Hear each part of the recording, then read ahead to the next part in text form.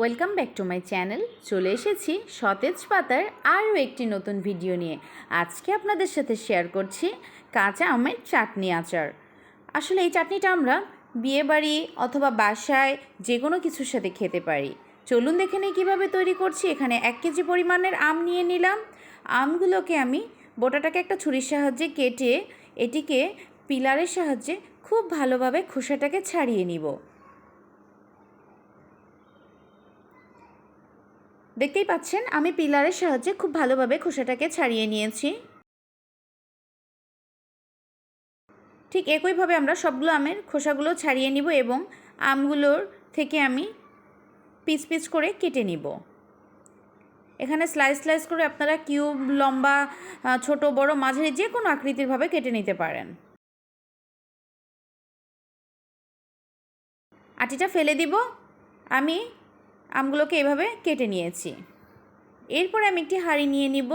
হাঁড়িতে কেটে রাখা আমগুলোকে দিয়ে দিব। এরপরে আমি এতে 1 কাপ পরিমাণ পানি দিয়ে দিব। পানি দিয়ে এটাকে আমি ঢাকনা দিয়ে ঢেকে দিব 4 থেকে 5 মিনিটের জন্য। নাড়াচাড়া করে দিব। দেখুন আমার আমটা সিদ্ধ হয়ে গিয়েছে। এবার আমি একটি চালনিতে চেলে নিব। স্প্যাচুলার সাহায্যে চেপে চেপে ভিতরে পানিগুলো বের করে নিতে হবে।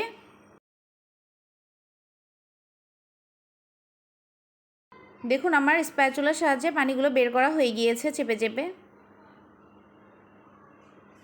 এরপর আমি একটি কড়া নিয়ে নিব।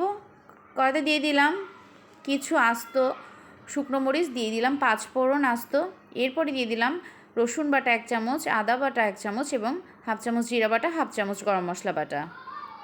ভালোভাবে মশলাটাকে নেড়েচেড়ে আমি দিয়ে দিব হাফ কাপ গুড়। যেহেতু এটা চাটনি আচার, গুড়টা অবশ্যই লাগবে। আমি এখানে খেজুরের গুড় ব্যবহার করেছি। দিয়ে দিলাম হাফ চামচ হলুদের গুঁড়ো এবং 1 চামচের মতো মরিচের গুঁড়ো। এখানে মরিচের গুঁড়োটা আমি টেলে নিয়েছি। আর দিয়ে দিলাম লবণ। এরপরে আমার সিদ্ধ করে রাখা আমগুলোকে দিয়ে দিব। গুড়ের সাথে আমগুলোকে খুব ভালোভাবে মিক্সড করে নিব। এরপরে স্প্যাচুলার সাহায্যে আমগুলোকে আমি ভেঙে ভেঙে একদম থেতলিয়ে দিব। চাটনিগুলো খেতে সাধারণত এমনই হয়। এখানে আমি হাফ চামচ 5 ফোড়নের গুঁড়োটা দিব। একবারে আমি গুঁড়োটা ব্যবহার করব না, তাহলে আমার 5 ফোড়নের যে একটা স্মেল আছে সেটা থাকবে না। এরপর আমি হাফ কাপ চিনি ইউজ করব। আসলে এটা যেহেতু চাটনি, টক, কিছুটা ঝাল এবং কিছুটা মিষ্টি সব কিছু মিলিয়েই এই আচারটা তৈরি হয়। এই জন্য আমি এখানে হাফ কাপ চিনি দিয়ে দিলাম। খুব ভালোভাবে স্প্যাচুলার সাহায্যে বারবার ধৈর্য সহকারে নেড়ে দিতে হবে। নেড়িয়ে আমগুলোকে মিশিয়ে দিতে হবে,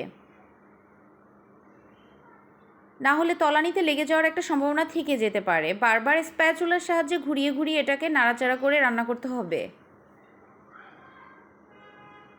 যারা এখনও আমার চ্যানেলটি সাবস্ক্রাইব করেননি, please do subscribe my channel. আমার ভিডিওগুলো ভালো লাগলে অবশ্যই শেয়ার করবেন। এই পর্যায়ে আমি 1 চামচ 5 ফোড়নের গুঁড়োটা দিয়ে দিলাম। নামানোর আগে 5 ফোড়নের গুঁড়োটা দিলে 5 ফোড়নের যে একটা সুন্দর স্মেল আছে সেটি বজায় থাকে। দেখুন অলমোস্ট রেডি হয়ে গিয়েছে আমার কাঁচা আমের চাটনি আচারটা। এই আচারটাকে একদম শক্ত শক্তভাবে নামাবো না, তাহলে কিন্তু স্টিকি হয়ে যাবে। একটু নরম নরম অবস্থায় আমরা আচারটা নামিয়ে ফেলবো। দেখুন এই অবস্থায় আমার আচারটা একদমই রেডি হয়ে গিয়েছে নামানোর জন্য। তা আমি আরেকটু নেড়ে চেড়ে আচারটাকে আমগুলোকে মিশিয়ে দিয়ে আচারের সাথে আমি নামিয়ে ফেলবো। রেডি হয়ে গিয়েছে আমার কাঁচা আমের চাটনি আচার। লোভনীয় এই আচারটি আপনারা সহজেই বাড়িতে তৈরি করে ফেলতে পারেন। ইজি একটা রেসিপি। দেখুন কতটা মজাদার এবং ইয়াম্মি হয়েছে আমার এই আচারটি। মাশাআল্লাহ, আমারটা খেতে খুবই দারুণ হয়েছে। আপনাদেরটা কেমন হলো অবশ্যই কমেন্টসে জানাবেন। আমি উপরে 5 ফোড়নের গুঁড়ো ছিটিয়ে দিয়েছি। Thank you for watching. ভিডিওটি ভালো লাগলে অবশ্যই শেয়ার করবেন।